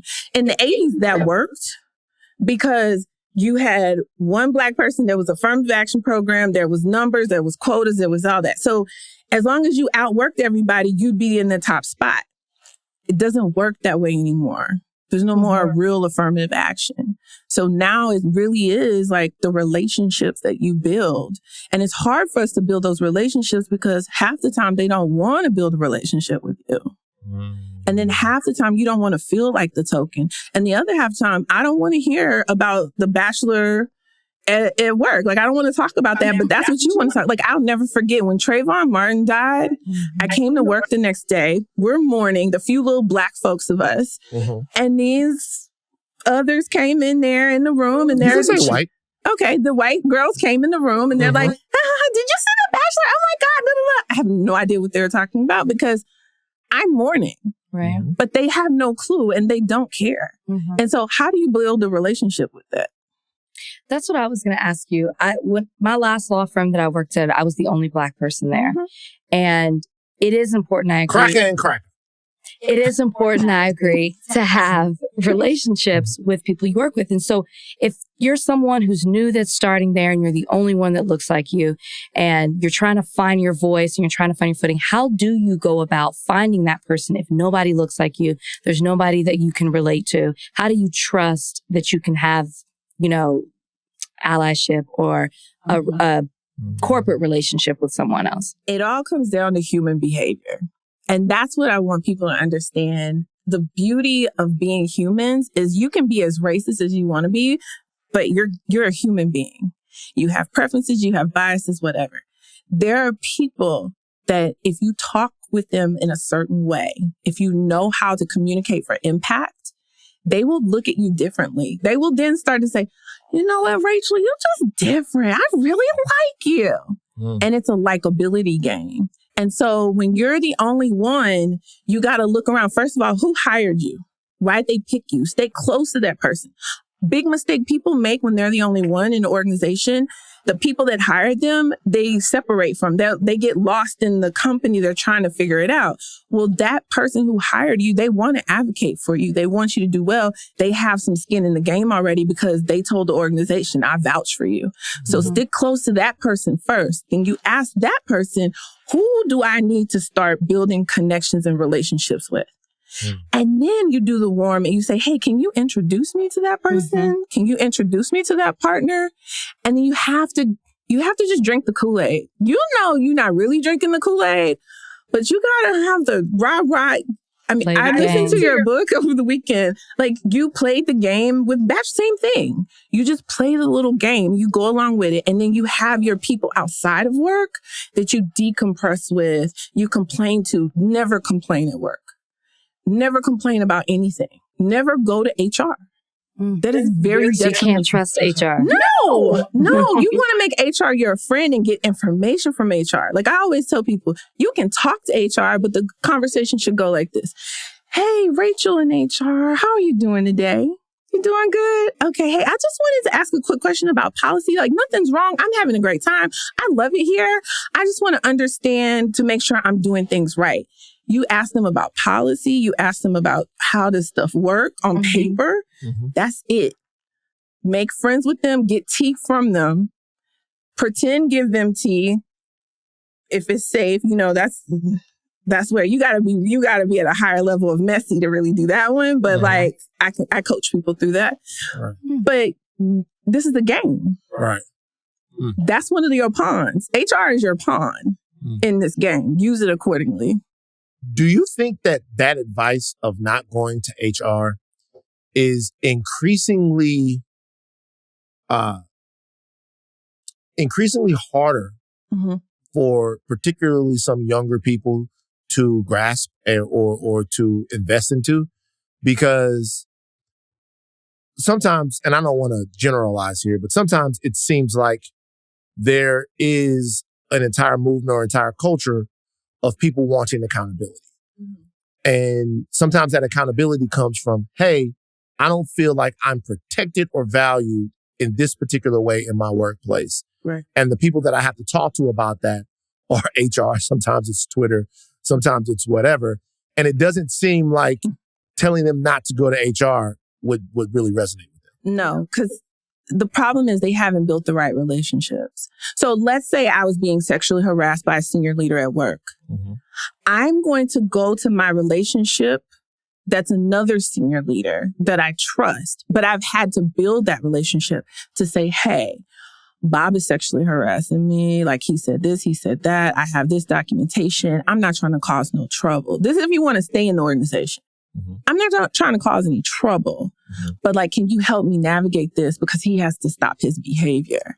And then internally, they will regulate themselves. But the moment you go to HR, now they got to do all this paper stuff. And 9 times out of 10, they're going to protect the leader because the leader is closer tied to the company. And they have a responsibility to protect the company. That's why going to HR doesn't work. You only go to HR once you've lawyered up. If you have a real problem, you need to get an attorney first.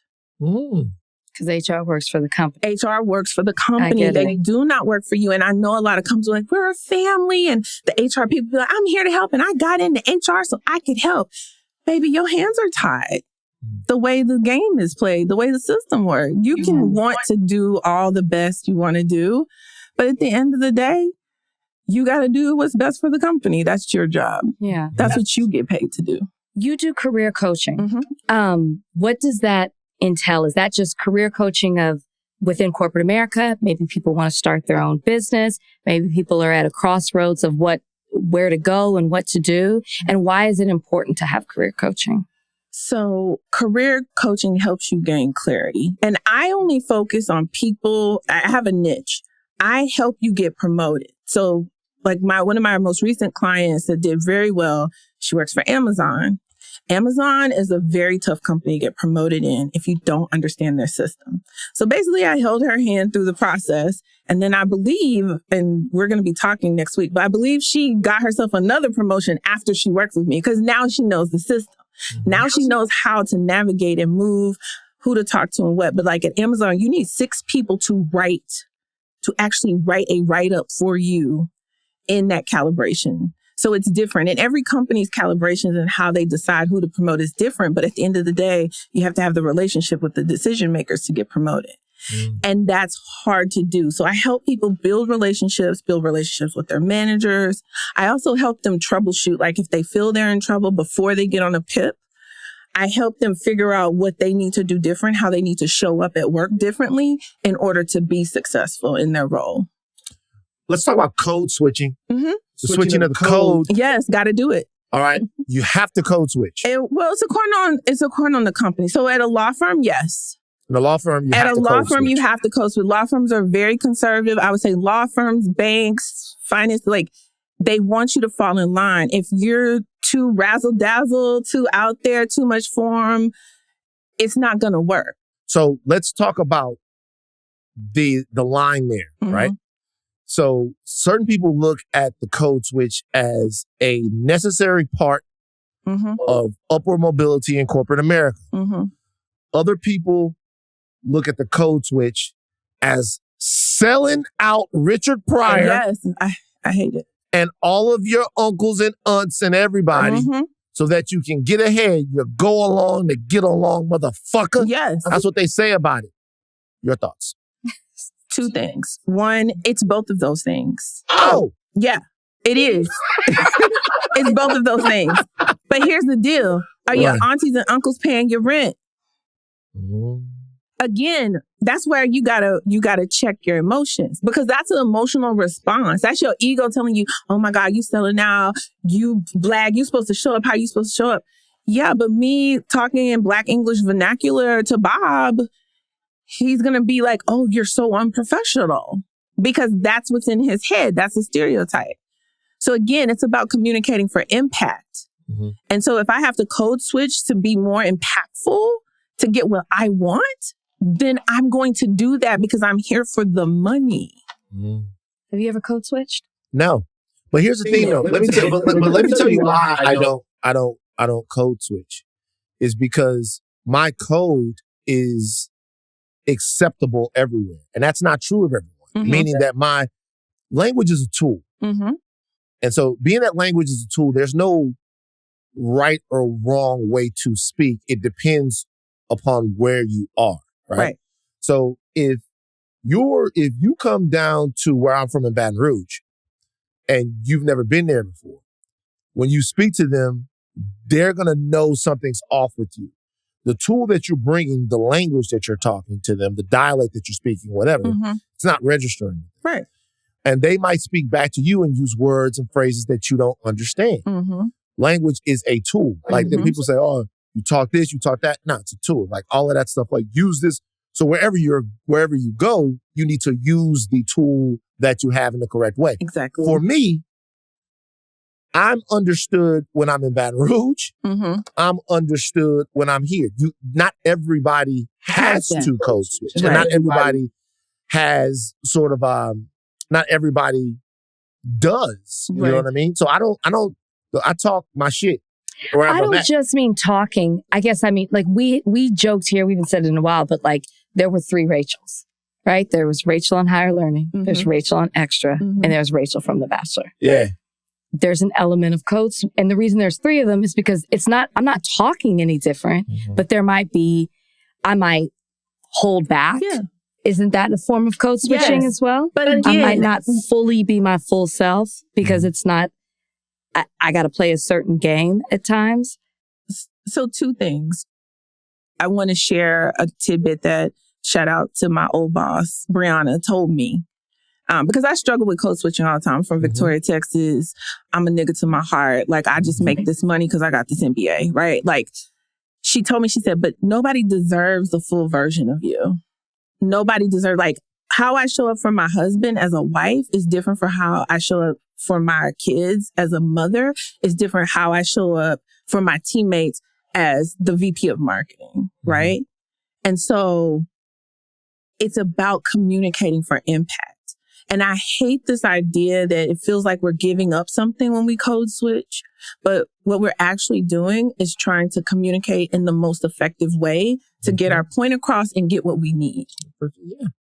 I also say this, that this conversation is a lot different for you guys than it is for me. Yeah. They ask Black men to code switch less than they do Black ladies. It's just a fact. The fact of the matter is, you come in here, you sound like DMX or whatever.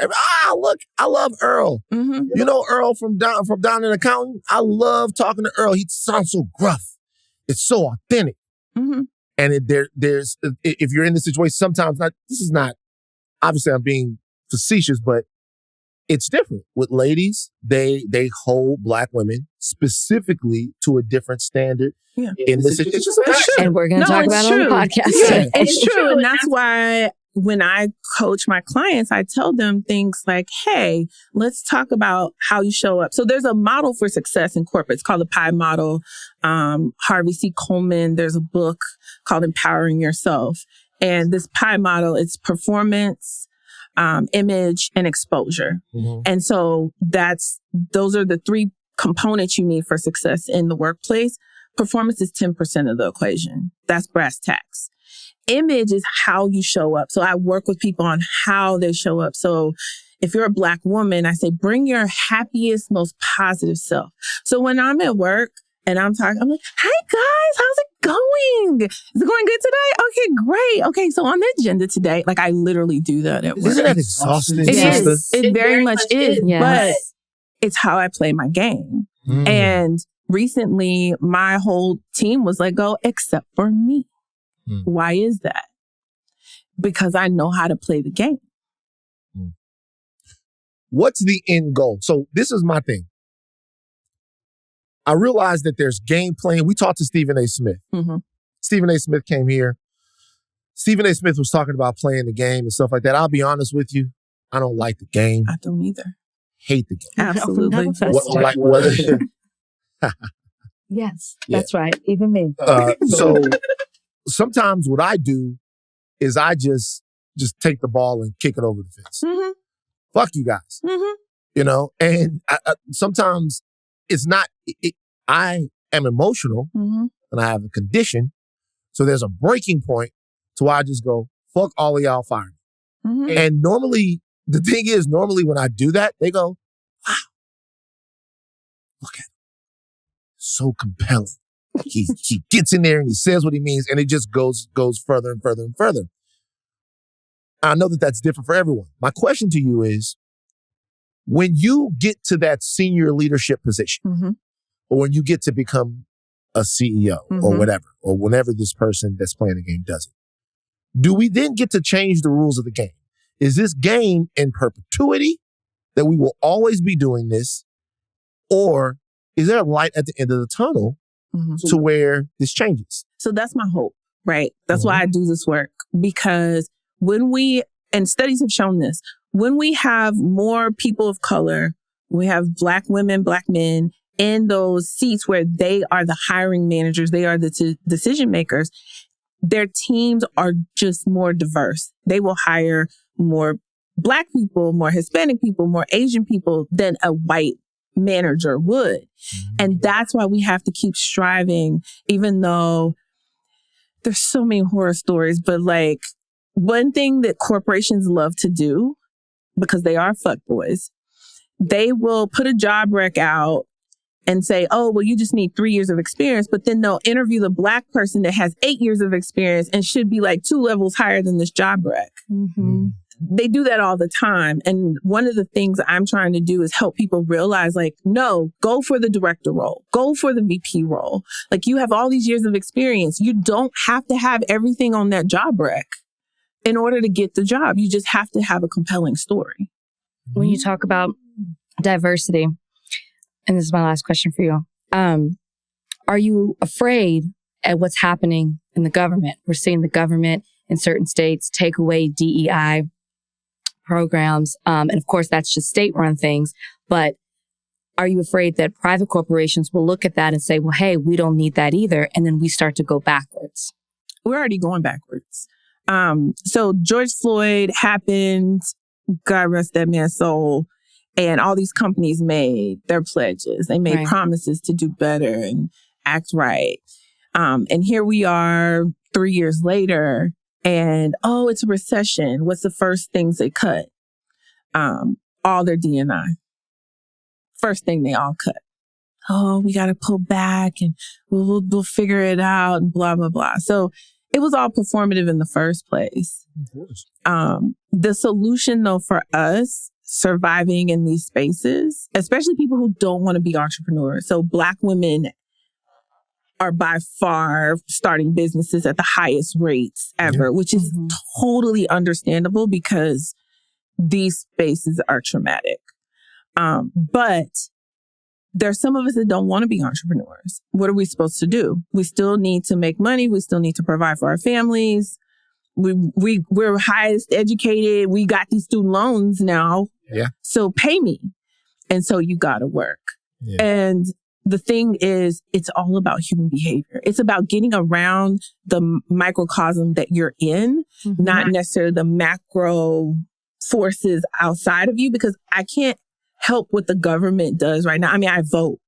Like, that's one of my criteria for friendship. Like, if you don't vote, we can't be friends. But like, I vote and I do my civic duty. But at the end of the day, if Ron DeSantis wants to act a fool in Florida, my clients that are in Florida, like, that doesn't affect the white man that's trying to fire them for no good reason, except for they complained about something. You have recently relocated from the southern part of the United States. I'm going to tell you where you're from, Texas. Proud Texan. Proud Texan. Yes, right. Texas. Hook 'em. That's right. Hook 'em. Yes. Whatever. Don't hate. He hates it. He hates it. Don't hate. Done nothing. What do you mean we went to the best university ever? I'm not talking about you guys. I'm talking about the University of Texas. We're talking about LSU just won a national Oh my championship. gosh. I knew you were going to do this. We just went to the Elite A. Where was LSU's men's basketball team? Nowhere to be found. Nowhere near. Don't hang your hats on the woman. So what you're saying is, real quick, what you're saying is, don't do this. No, I'm not putting men. I know what you're going to do. I'm just saying we have representation out there in sports. Of getting close. And we have representation of winning. Anyway. I don't want to be here today. I don't want to be here today because I got to do this all day. Right. I know you're going to hear this. I'm just saying, we haven't gone that far since the TJ Ford years. Yeah. So you recently relocated out here to Los Angeles. Yes. What has your transition to LA been like, and how do you find LA as a Black lady living? I want my money back. Because Tony said it never rains in Southern California. So I was real happy until every fucking day I've been here, and I travel a lot. So every time I leave, it's raining. Every time I come back from the airport, I live by the airport, it's raining. It's just always fucking raining. It's going to get better. We're turning a corner. And then the 405. The first time I drove on the 405, I thought I got a flat. I pulled over. It was dangerous. I thought I was going to get hit. And like, I was looking for a flat.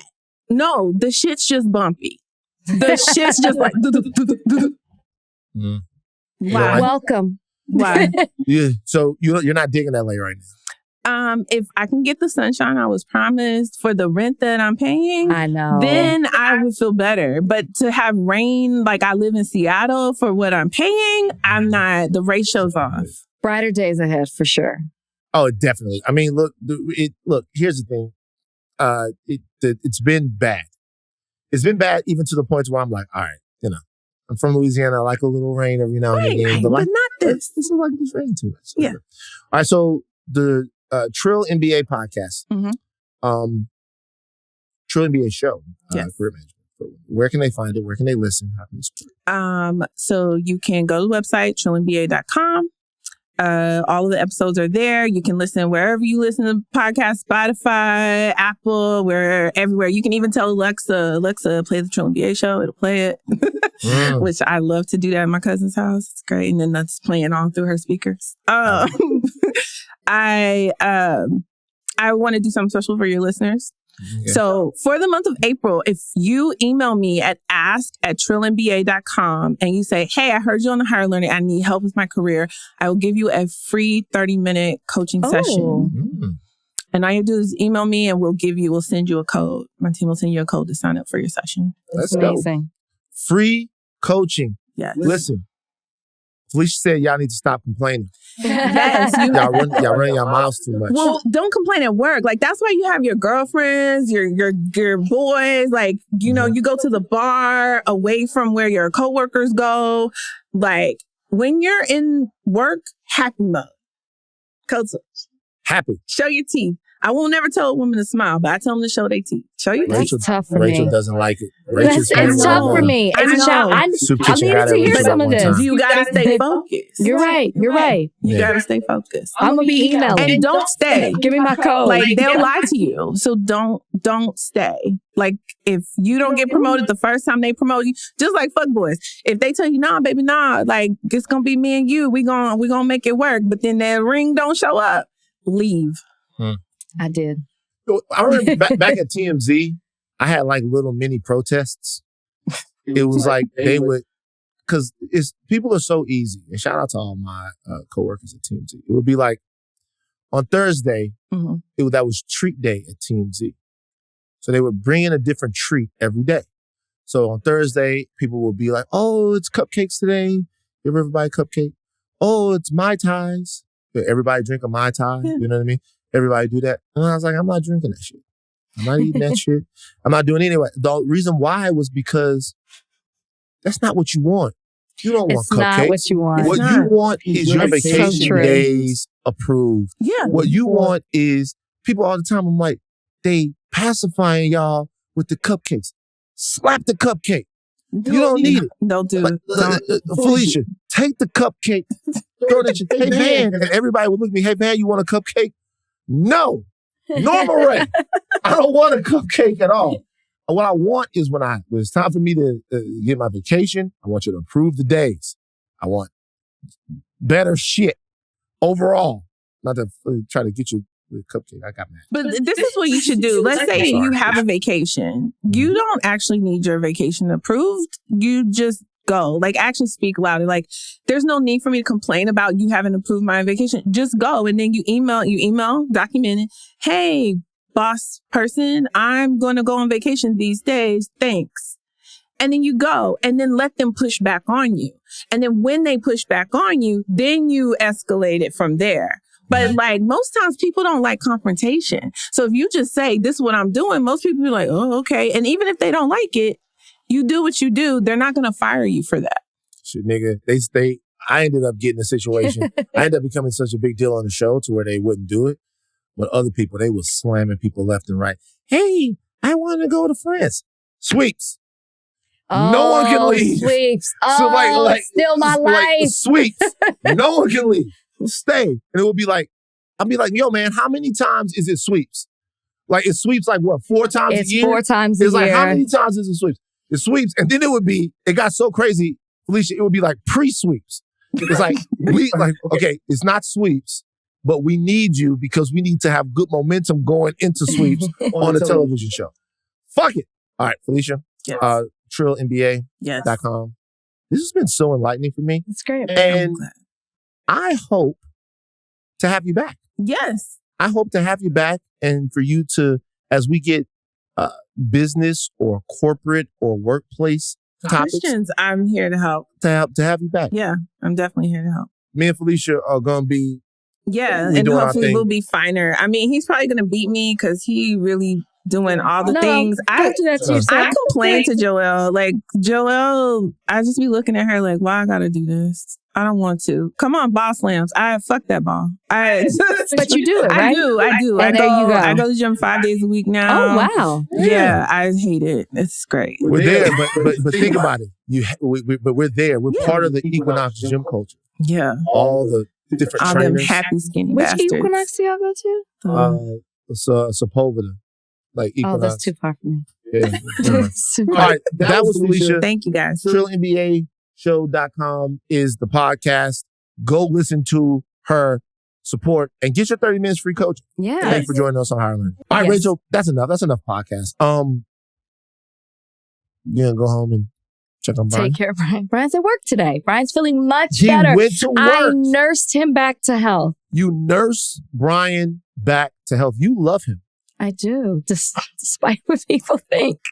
People were mad at me when I said, Brian lets me do it. They were. Well, I will say this. I know for a fact that, the trainers on the track with you and Brian, that answer was wild. Which one? Oh. Donnie, that was wild. And then I go, which one? But we got to the root of it. We got to the root of it. Donnie got to the root of it, yes. That was wild, right? It was, but she fleshed it out, so it made sense. It was. It was. But she fleshed it out. All right, take the thin caps off. Do not stop learning. I'm Lathan Jr. I'm Rachel and Lindsay. Bye.